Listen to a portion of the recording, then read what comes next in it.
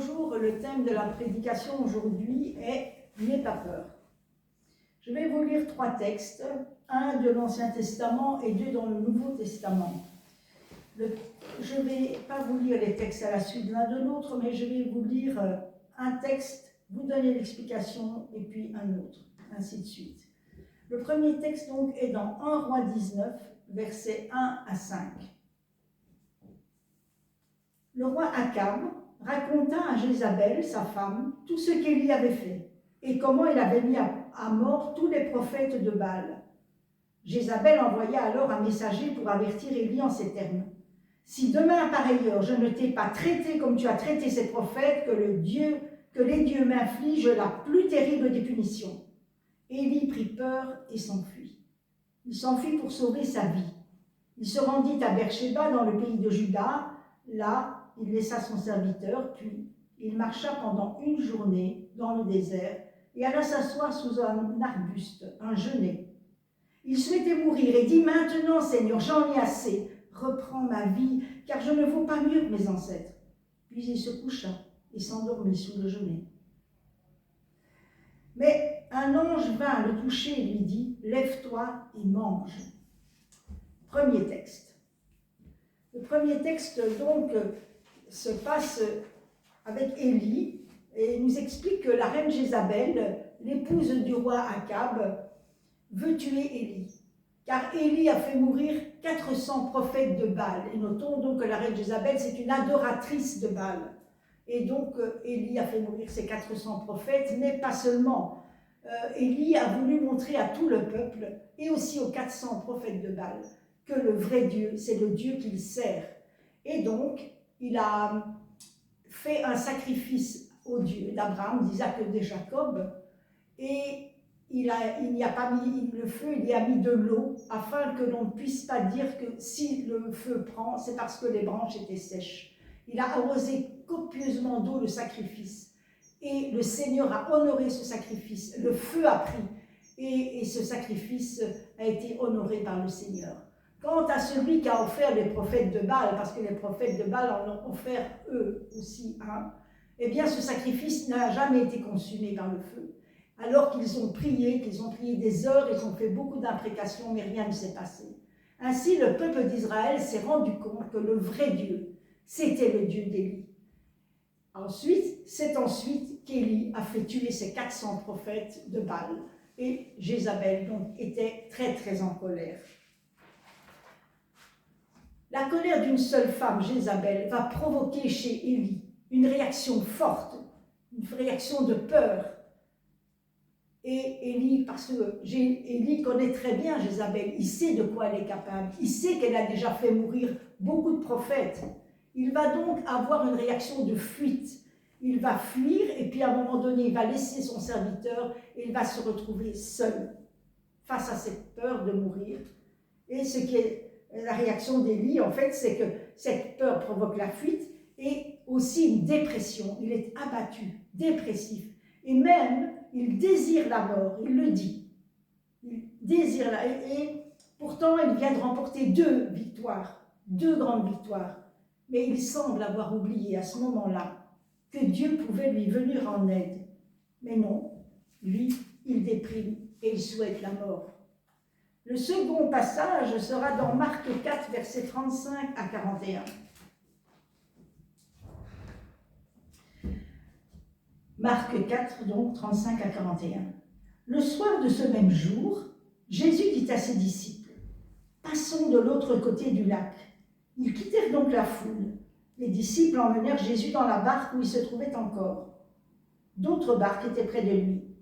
Et voilà qu'un vent violent se mit à souffler. Les vagues se jetaient dans la barque, à tel point que déjà, elle se remplissait d'eau. Jésus, à l'arrière du bateau, dormait, la tête appuyée sur un coussin. Ses disciples réveillèrent alors en criant « Maître, nous allons mourir, cela ne te fait donc rien !» Jésus, réveillé, menaça le vent et dit à l'eau du lac « Silence, calme-toi !» Alors le vent tomba et il eut un grand calme. Puis Jésus dit aux disciples, « Pourquoi avez-vous si peur? N'avez-vous pas encore confiance ?»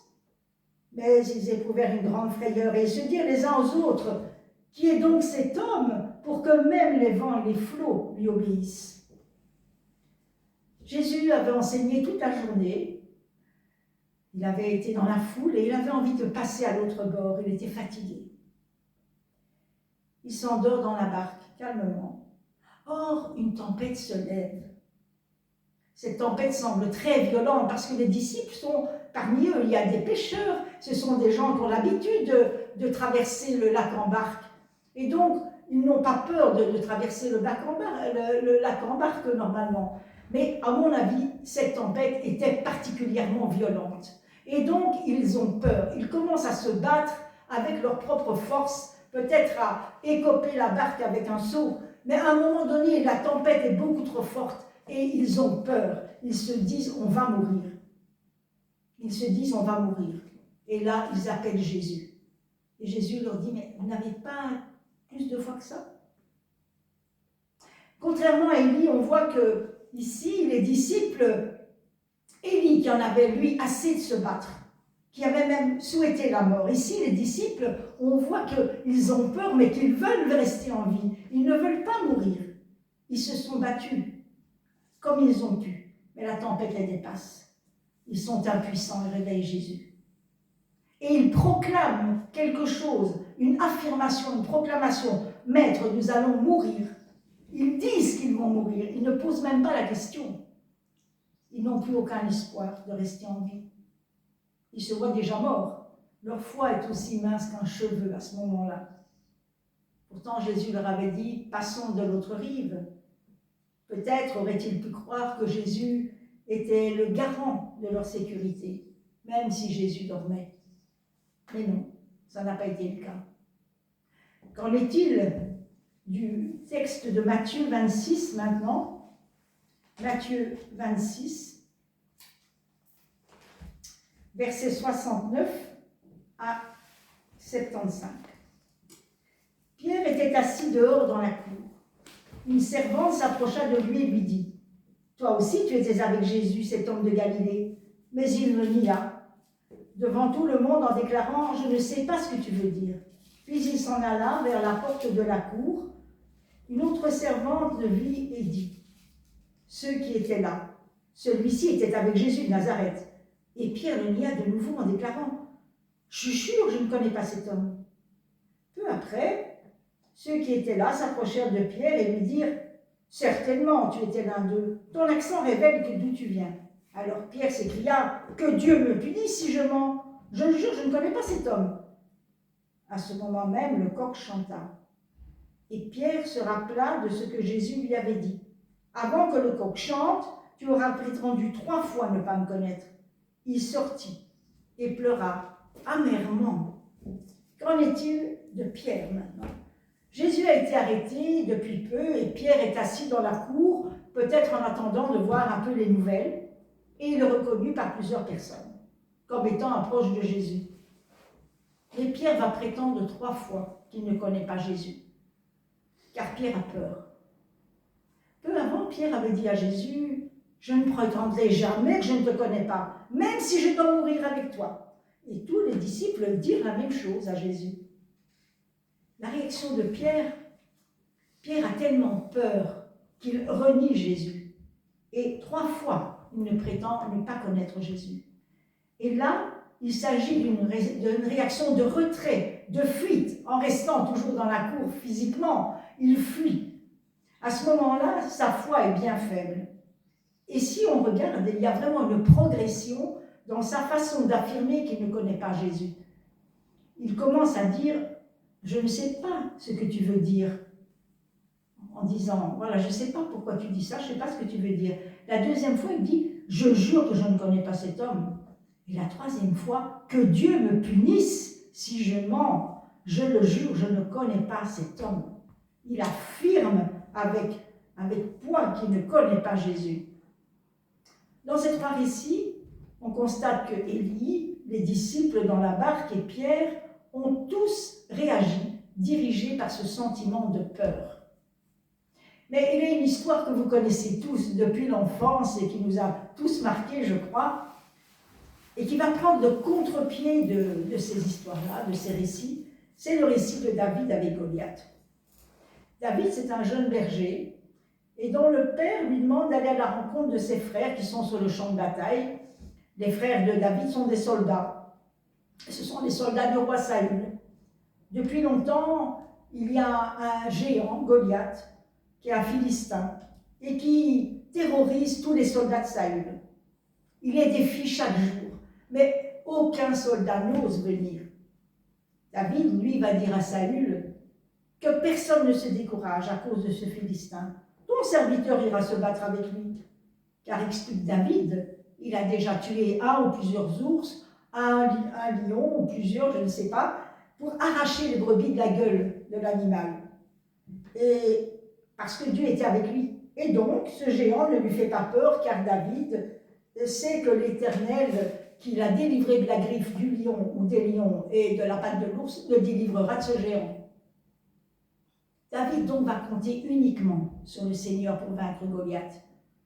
Le roi Saül va vouloir armer David avec son épée, avec son armure, mais David se sent tellement lourd et incapable de réagir avec toute cette armure qu'il va demander au roi, non, roi, je ne veux pas de cette armure, mais il va simplement choisir 5 pierres au ruisseau. Et c'est avec cela et l'appui de l'Éternel que David va vaincre Goliath. Notons que le chiffre 5, c'est le chiffre de la grâce. Voilà, le Philistin, Goliath, quand David va vouloir se mesurer à lui, il va vraiment, il va dire, ben, c'est un beau et c'est un bel enfant, quoi, mais il va mépriser carrément David. Et voici ce qu'il va lui dire. Le Philistin dit à David, « Je suis un chien pour que tu viennes à moi avec des bâtons. » Et après l'avoir maudit par ses dieux, il ajouta, « Viens vers moi, je donnerai ta chair aux oiseaux du ciel et aux bêtes des champs. » On remarque là, directement, que ce géant, ce Goliath, essaie d'intimider David. Et cette tactique d'intimidation, nous le savons, c'est une tactique du diable pour faire en sorte que nous n'essayons même pas de nous battre, pour nous faire avoir peur directement. Mais David réagit. Il dit aux Philistins, « Tu marches contre moi avec l'épée, la lance et le javelot, et moi je marche contre toi au nom de l'Éternel des armées, le Dieu de l'armée d'Israël que tu as insulté. Aujourd'hui, l'Éternel te livrera entre mes mains, je t'abattrai et je te couperai la tête. Aujourd'hui, je donnerai les cadavres du camp des Philistins aux oiseaux du ciel et aux animaux de la terre, et toute la terre saura qu'Israël a un Dieu. » Nous voyons ici que David complètement retourne la situation et lui affirme que le Seigneur va lui donner la victoire. Et toute cette multitude saura, et David continue, toute cette multitude saura que ce n'est ni par l'épée, ni par la lance que l'Éternel sauve, car la victoire appartient à l'Éternel et vous livre entre nos mains.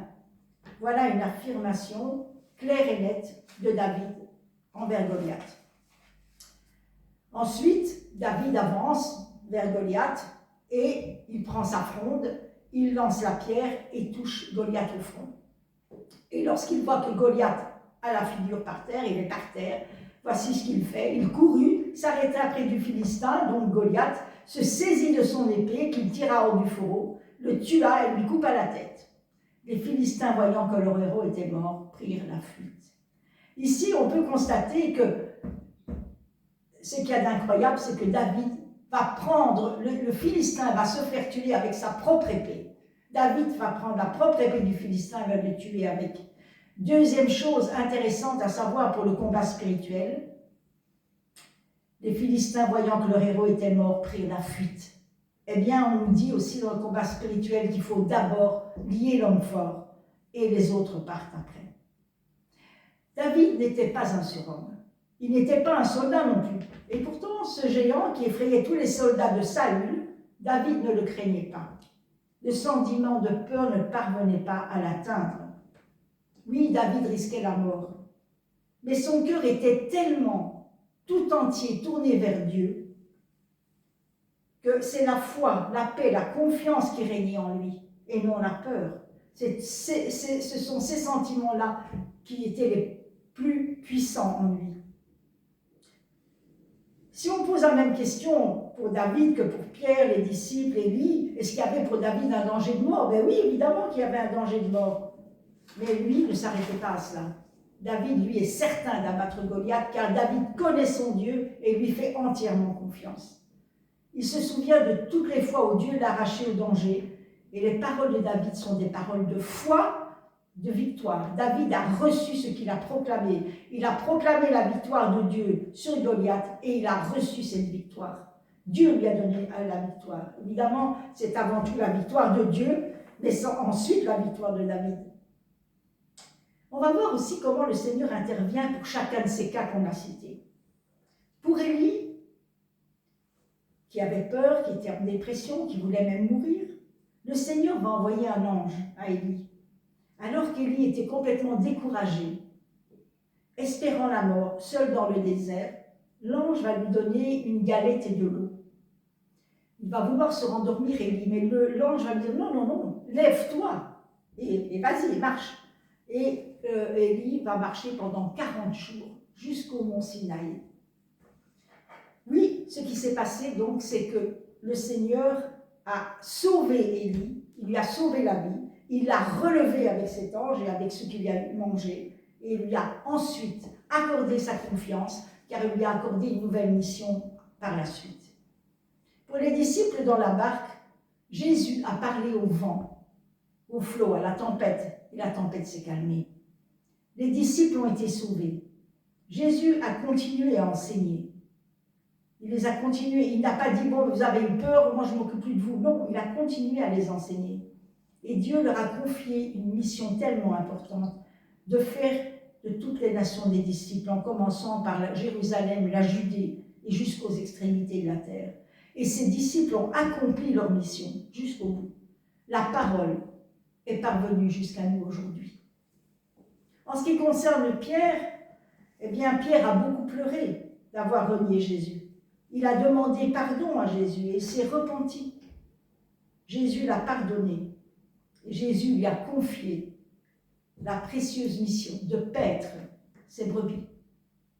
Et Jésus a dit à Pierre, « Tu es Pierre, et sur cette pierre, je bâtirai mon église, et les portes de l'enfer ne prévaudront point contre elle. » Donc vraiment, le Seigneur a continué à faire confiance aussi à Pierre.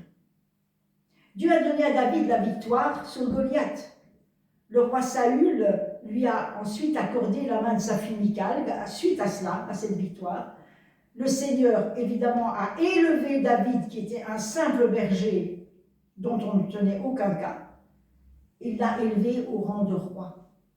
Ce petit berger donc est devenu le grand roi David que même les non-chrétiens connaissent aujourd'hui. Jésus lui-même provient de la descendance de David. Que pouvons-nous dire en général de la peur? La peur, elle fait partie des émotions primaires de l'homme, comme la colère, la joie, la tristesse.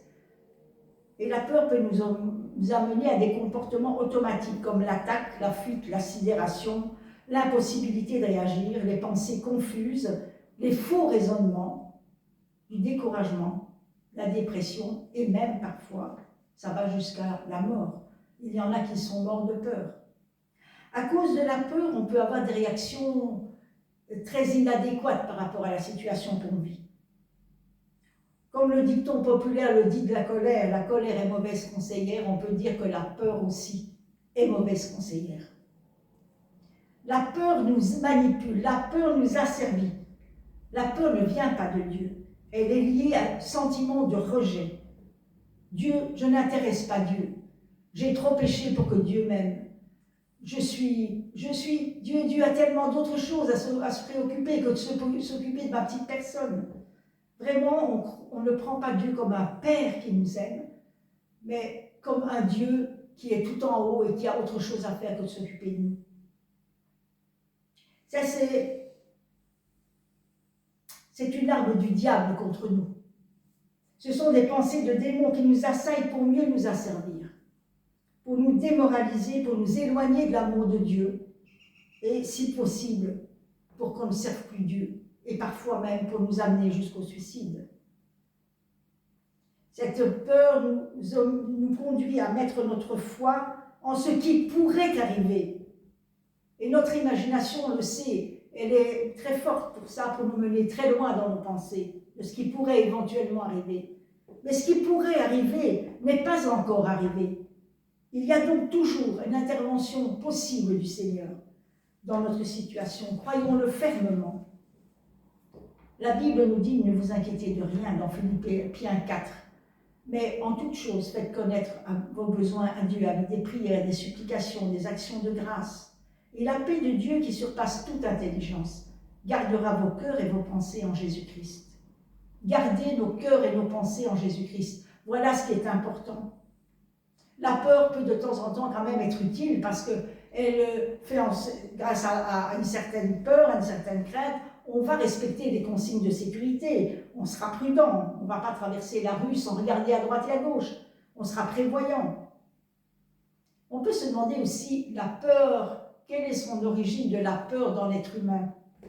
Eh bien, on retrouve la peur dès l'origine de l'homme, dès le livre de la Genèse, dès que l'homme, Adam et Ève, ont mangé de ce fruit, de la connaissance du bien et du mal, donc ont désobéi à Dieu, cela a opéré une séparation entre Dieu et Adam et Ève, et une division entre Adam et Ève, car chacun se sont jetés la faute l'un sur l'autre.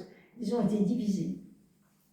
Mais là déjà, le Seigneur a manifesté sa bonté envers Adam et Ève en tuant des animaux afin de les couvrir de peau, afin de couvrir leur honte et leur nudité.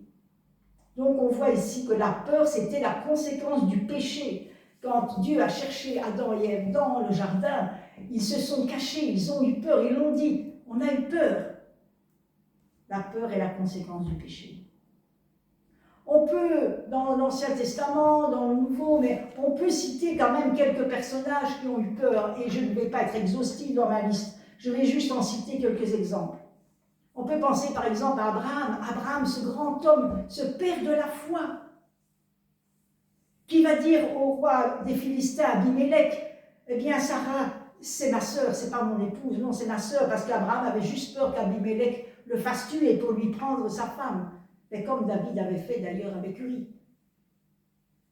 Mais heureusement, le Seigneur est intervenu dans ce cas et a empêché Abimelech de commettre l'adultère avec Sarah. Mais donc là, on voit qu'Abraham va mentir par peur. Mais Moïse, lorsqu'il a tué l'Égyptien, qui brutalisait un Hébreu, il va constater que la nouvelle s'est répandue et il va avoir peur.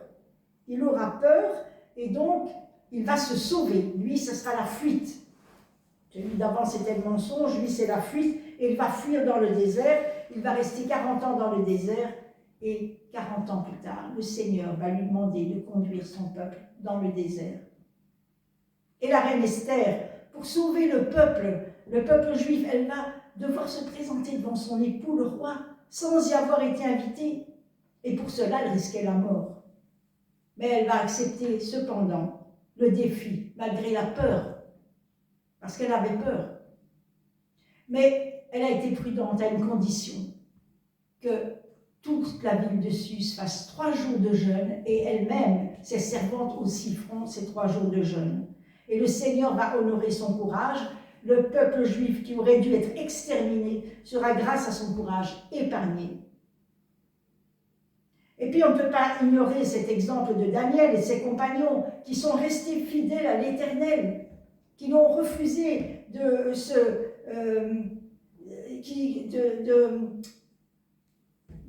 courber devant cette statue en or. Et à cause de cela, le roi Nabuchodonosor les a fait précipiter dans une fournaise ardente, tellement ardente que même les soldats qui les ont jetés dans la fournaise ont été brûlés vifs.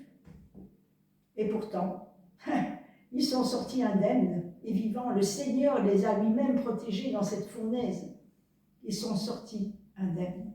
Mais quel a été le résultat? Ce roi s'est converti, en tout cas momentanément. Je ne sais pas s'il a continué, mais il a dit vraiment que tout son royaume devait honorer ce Dieu-là, le Dieu de Daniel. Donc on remarque, dans tous ces cas, on remarque une chose, le Seigneur est bon. Le Seigneur sauve, pardonne, relève et continue à agir à travers la vie de Pierre, des disciples d'Abraham, de Moïse, d'Esther, d'Adam et Ève, de Daniel.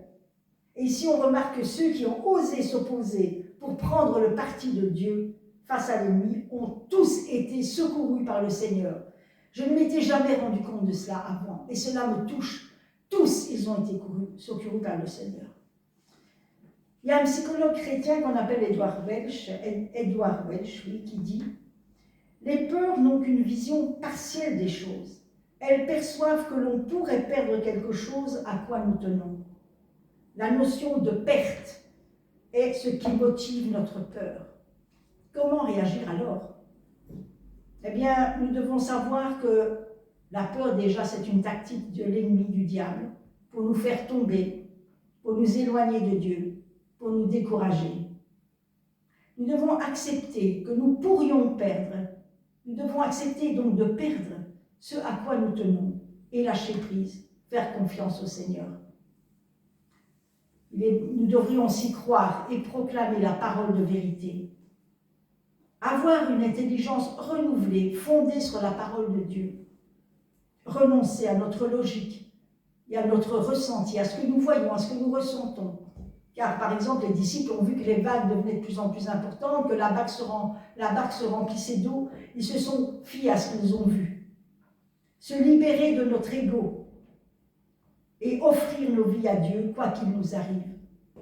Mettre notre foi en action et proclamer la vérité de la parole. Proclamer comme David l'a fait. Il a proclamé que c'est le Seigneur qui aurait la victoire. Paul, en ce cas-là, de renoncement à soi-même, est un vrai exemple pour nous. Voici ce qu'est dit l'apôtre Paul. « Je manifesterai la grandeur du Christ par tout mon être, soit en vivant, soit en mourant. Car pour moi, la vie, c'est le Christ, et la mort est un gain. J'aimerais quitter cette vie pour être avec Christ, mais il est beaucoup plus important à cause de vous que je continue à vivre. » Là, on voit que Paul renonce à lui-même. La vie de Paul, il le dit, c'est Christ. L'ancien Paul est mort. Il n'existe plus. Et Christ a occupé toute la place dans la vie de Paul. Donc Paul n'a pas peur de mourir. Pour Paul, donc vivre ou mourir, peu importe. L'important, c'est le Christ et la mission que le Christ lui a assignée. Paul a accepté de perdre même sa vie. Accepter de perdre quelque chose, c'est se sentir apaisé. C'est une victoire sur notre chair. Paul a accepté aussi d'être battu, d'avoir beaucoup de mésaventures à cause de sa foi. Maintenant, si on veut éviter d'avoir peur inutilement, parce que parfois nous-mêmes nous nous mettons en danger de manière inutile, évitons de vouloir jouer les héros pour plaire à Dieu, alors que le Seigneur ne nous a rien demandé du tout. Et parfois, c'est pour flatter notre ego qu'on veut faire des choses extraordinaires et agir en héros. Mais le Seigneur peut aussi nous confier des missions dangereuses. Et je pense, par exemple, à Frère André, qui, dans les années 55-60, est allé en URSS porter des Bibles. Et là, il risquait la prison, il risquait même le goulag et peut-être même la mort. Et pourtant, Dieu l'a toujours protégé. Je pense aussi à ce pasteur syrien que nous avons rencontré à Portes Ouvertes au mois d'octobre, je crois, et qui a décidé de rester en Syrie malgré le danger, parce qu'il voulait servir le Seigneur là-bas et qu'il estimait que la Syrie avait besoin, l'Église de Christ avait besoin de pasteurs. Là, il y a des hommes qui ont du courage et peut parfois arriver aussi que certains perdent tout et même la vie parce qu'ils ont choisi de suivre Jésus. Mais ces personnes ont fait un choix. Et même si parfois ils ont peur, cela ne les empêche pas de continuer à servir le Seigneur, car leur amour pour Jésus-Christ est bien plus puissant que leur peur.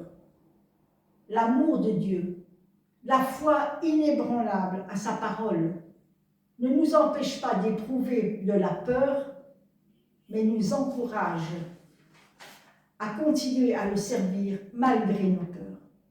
La peur est un sentiment que nous éprouvons tous. Et d'ailleurs, dans la Bible, on nous dit 365 fois « n'aie pas peur ». Oui, aujourd'hui, comme autrefois, nous avons toujours un esprit de peur qui rôde pour nous entraîner dans ce sentiment. On nous parle d'une éventuelle troisième guerre mondiale, on nous parle de la marque de la bête, On nous parle d'une nouvelle épidémie qui devrait arriver bientôt, de la monnaie numérique, des famines et des pestes. On nous dit que l'antéchrist est proche, qu'il va faire beaucoup souffrir les chrétiens. Nous pouvons avoir peur pour nos enfants, peur pour notre vie, pour notre santé, peur pour la santé de nos bien-aimés, peur de la famine, peur de se lancer dans de nouveaux projets, peur de ne pas pouvoir boucler ses fins de mois tout simplement.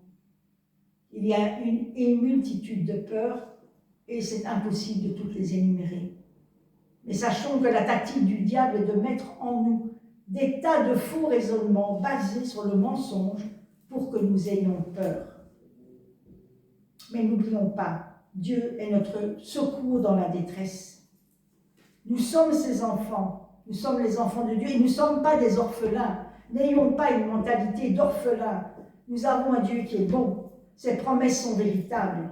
Remplaçons les mensonges de l'ennemi par la vérité de la parole de Dieu. Je vous donne un tout petit exemple. Psaume 91.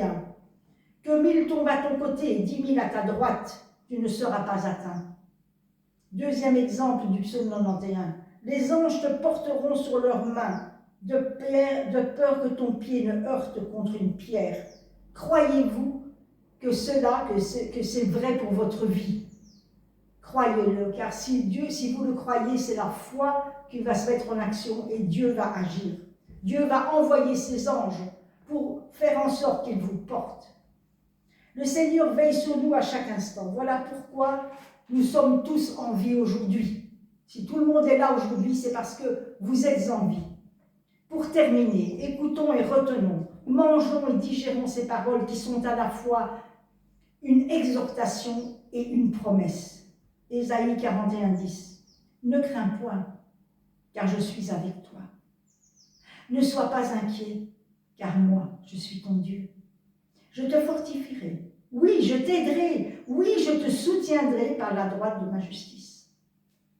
Soyons réconfortés par cette promesse de Dieu, et soyons assurés de son soutien. Vivons nos vies en nous appuyant sur Jésus-Christ et servons-le fidèlement en nous fiant à ses promesses qu'il réalise toujours. Soyons conscients de qui nous sommes en Christ. Ne laissons pas la peur nous paralyser et être des disciples de Christ à genoux, découragés, mais résistons avec l'appui de Dieu, abattons les forteresses, car Jésus, lui, a déjà tout accompli. Amen.